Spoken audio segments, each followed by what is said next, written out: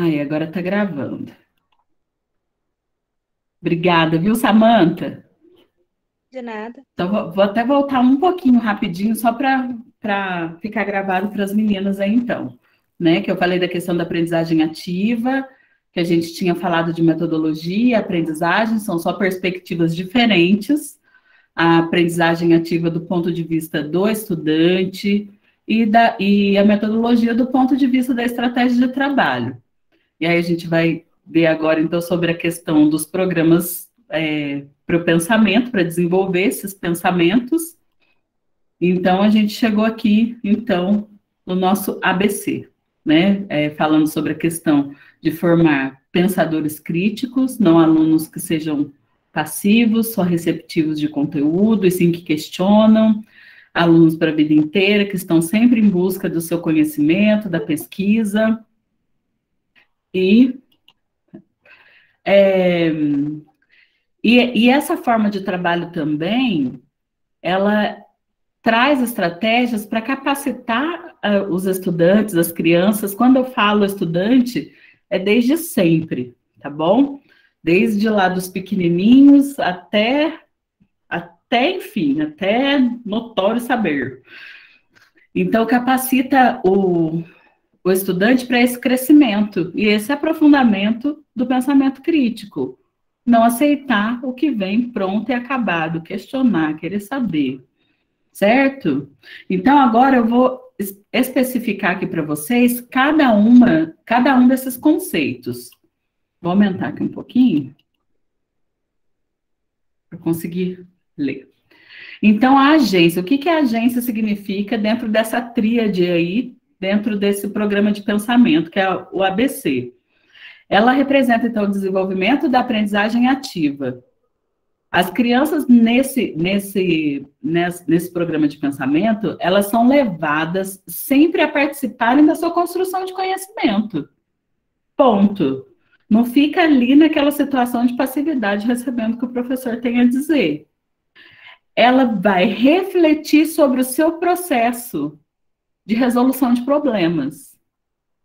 Tem uma palavra que é linda, que já eu vou contar para vocês, que é esse pensar sobre esses processos aí. Pensar sobre o que estou pensando, refletir. E elas vão procurar essas explicações, lembrando que o problema é sempre a pergunta geradora de toda a pesquisa. Né? Quando a gente pensa em problemas, às vezes a gente pensa em alguma coisa ruim, mas não necessariamente é. E sim algo que a gente queira resolver, que a gente queira saber, que a gente queira descobrir. Então, ela é levada a ser ativa nesse processo e procurar essas explicações, certo? Ou seja, formadora de crianças, de estudantes que são pesquisadores. Pertencimento, extremamente importante, inclusive para a questão da autoestima. Se a criança não está inserida no grupo, ela não vai ter nem coragem de se posicionar. Ou vai ser aquela criança que reage de uma forma não adequada dentro daquele contexto, que são as crianças que dão trabalho, né? E guarda para vocês, assim, que a criança que dá trabalho, a criança que dá problema para a gente na escola, são crianças que têm problema. Então, são crianças que precisam ser olhadas com mais cuidado, com mais carinho, com mais atenção, para que a gente consiga estabelecer ali um diálogo e consiga entender como a gente pode ajudar, porque essa é a nossa função. Esse é o nosso propósito, certo? Então, ela precisa entender que ela faz parte daquele grupo e que ela faz parte de um grupo maior. Logo a gente vai ver filosofia para crianças, mas ela entendendo todo esse contexto, ela consegue até se entender em relação ao grupo. Ó, BNCC aí de novo. Nós, os outros. Eu me entender dentro dessa sociedade, com todas as regras, que tipo de pessoa que eu sou, como eu lido com cada coisa, com cada situação.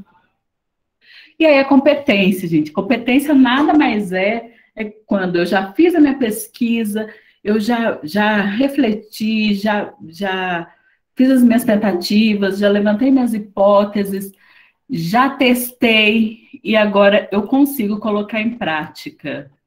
Então, refere-se à aplicação do conhecimento, independente da área que seja, tá? E dentro da cognição, que é a parte do intelectual, física, aqui faltou uma vírgula, deixa eu colocar aqui, artística, tecnológica ou qualquer outra área, tá? Aqui a gente entra num outro programa para o pensamento, para desenvolver esse pensamento.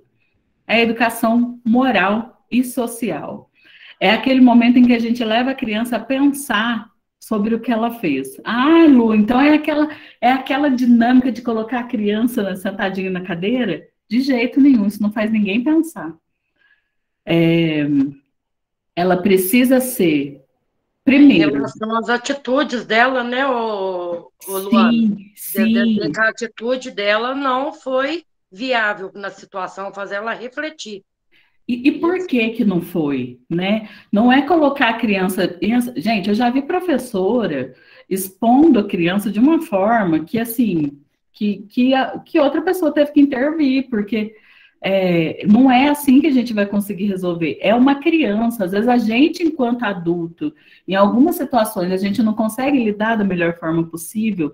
Imagina uma criança que está em pleno desenvolvimento, ela precisa da gente para poder dar esse repertório, para ajudá-la com esse repertório, né? Deixar a criança sentadinha, a quantidade da idade ali na cadeirinha, isso não vai resolver em absolutamente nada.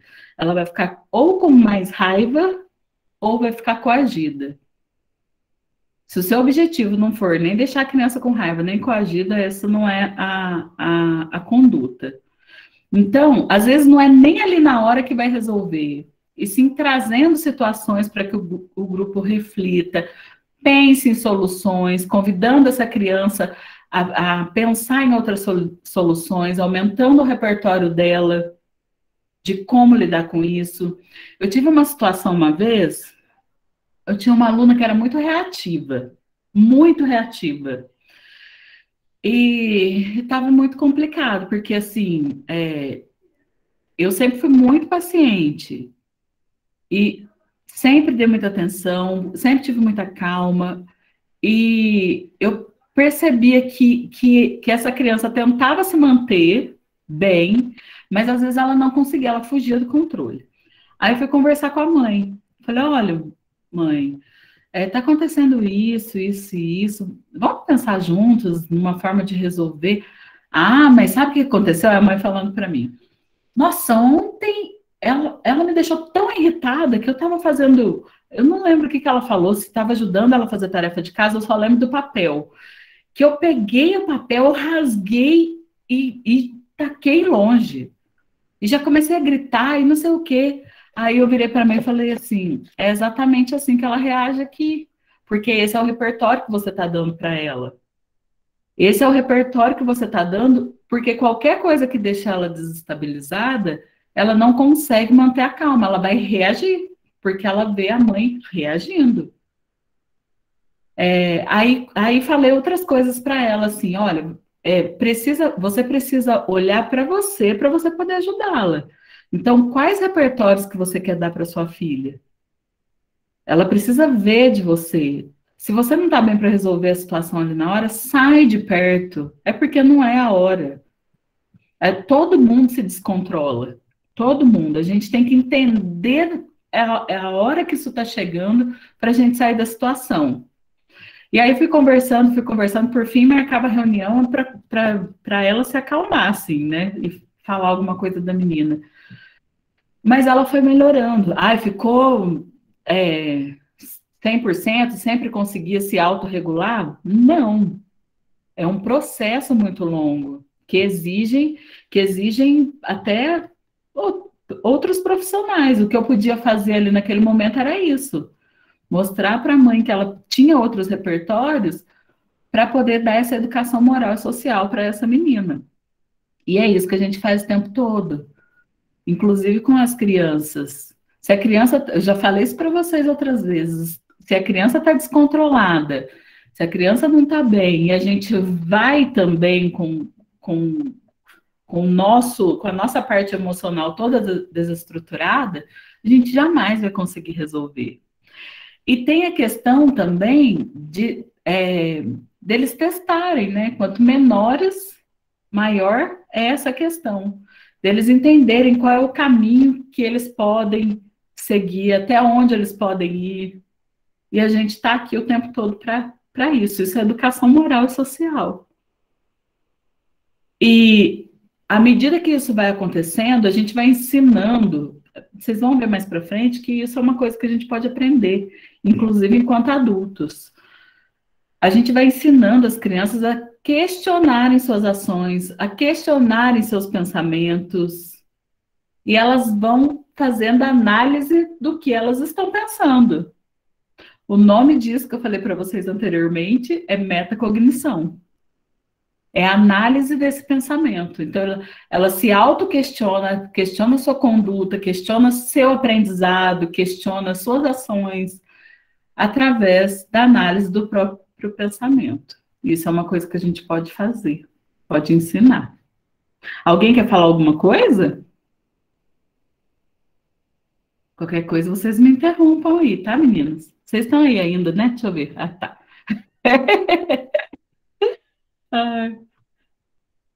Aí tem a taxonomia de Bloom, tem outros também, né? Já falei para vocês, eu trouxe algumas só para ampliar o repertório aí. Então, ele dividiu os objetivos de aprendizagem em 3 domínios. Ele queria o quê?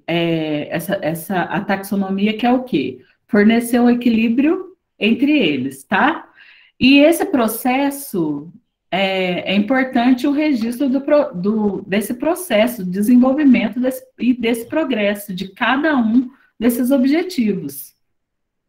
Então, do ponto de vista cognitivo, pensamento e intelecto, como essas crianças estão se desenvolvendo, como está se formando essa estrutura de pensamento, como essa criança está se tornando um estudante pesquisador, está, não está, por quê, o que eu tenho que fazer? Do ponto de vista afetivo, sentimento e emoção, como essa criança lida com as situações do cotidiano, que tipo de reflexões ela faz em relação às questões que estão acontecendo? Ela consegue se autorregular sem sofrer? Gente, quando eu falo autorregular, não é engolir sapo, não, viu? Autorregular é entender que não é a melhor situação para resolver aquilo ali.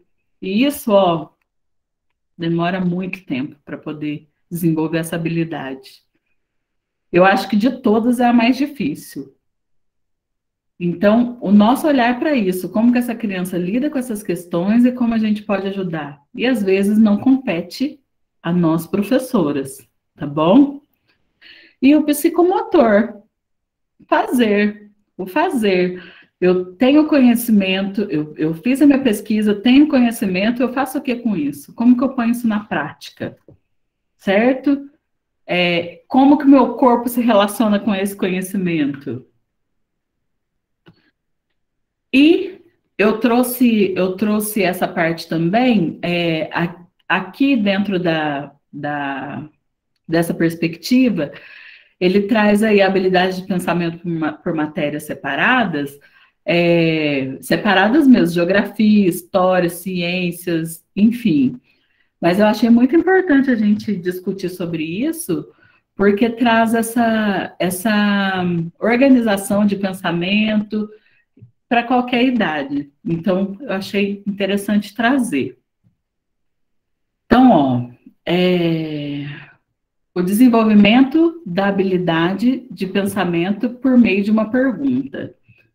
Então, o que a gente tem conversado, não adianta eu despejar conteúdo se eu não tiver uma problematização. Se eu não trouxer aquilo que tira a criança ou estudante do seu lugar de conforto. Eu quero provocar, eu quero que ele pesquise, eu quero que ele saia do lugar.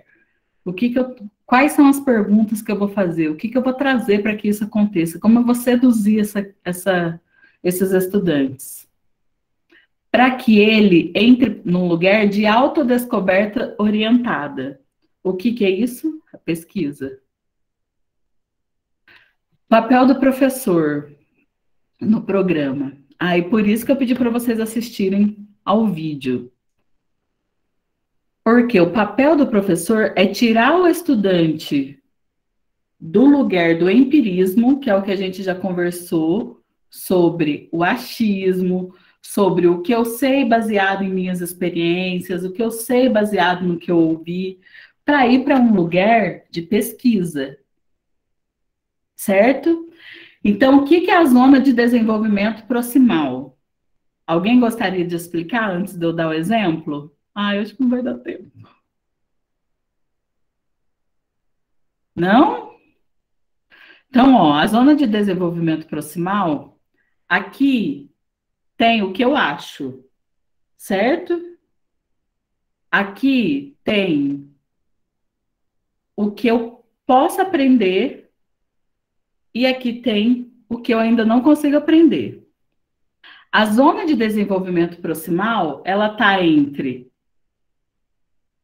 o que eu acho e o que eu posso aprender. Sabe aquele quase? Tá quase? Vou só finalizar aqui, a gente já sai.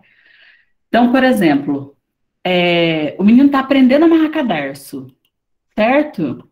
Você vê que tá quase, tá quase.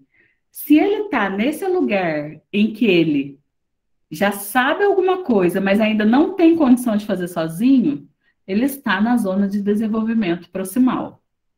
Então, a qualquer momento, ele vai para o lugar de conhecimento daquele conceito, que no caso seria o amarrar o cadarço. Meninas, nossa aula acabou. Aqui, sexta-feira a gente continua, tá bom? Um beijinho. Se der tempo, veja mais bigotes que Piaget por aí para a gente ir trocando ideia. Um beijo, obrigada, Beijo, viu? Lu, boa noite. Obrigada, Luana. Boa noite. Tchau, tchau. Boa noite, Lu. Boa noite. Boa noite.